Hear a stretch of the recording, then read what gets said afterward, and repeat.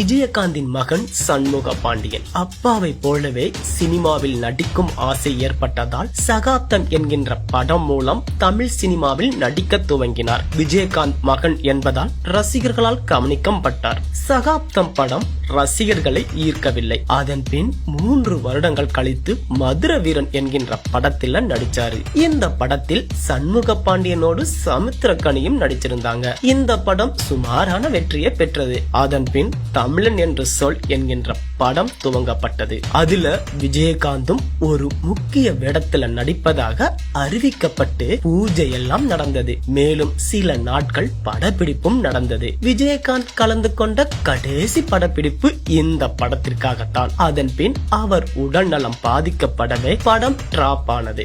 அதன் பின் அப்பாவை கவனித்துக் கொள்வதில் அதிகம் கவனம் செலுத்தினார் சண்முக பாண்டியன். எனவே அவர் சினிமாவில் நடிக்காமல் விலகி இருந்தார்.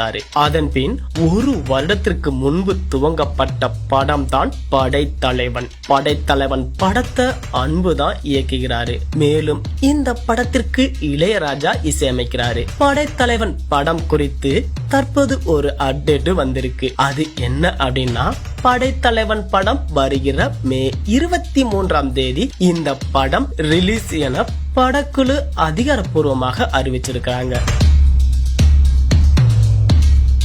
படைத்தலைவன் படத்தின் மேக்கிங் வீடியோவும் சமூக வலைத்தள பக்கத்துல வைரல் ஆகிட்டு இருக்கிறது. அதுல சண்டை காட்சிகளும் யானையோடு சண்முக பாண்டியன் பழகும் காட்சிகளும் இடம்பெற்றிருக்கிறது. பக்கா ஆக்சன் காட்சிகளோடு இந்த படம் உருவாகியிருப்பதால் படைத்தலைவன் கண்டிப்பாக ஹிட் அடிக்கும் என எதிர்பார்க்கப்படுகிறது.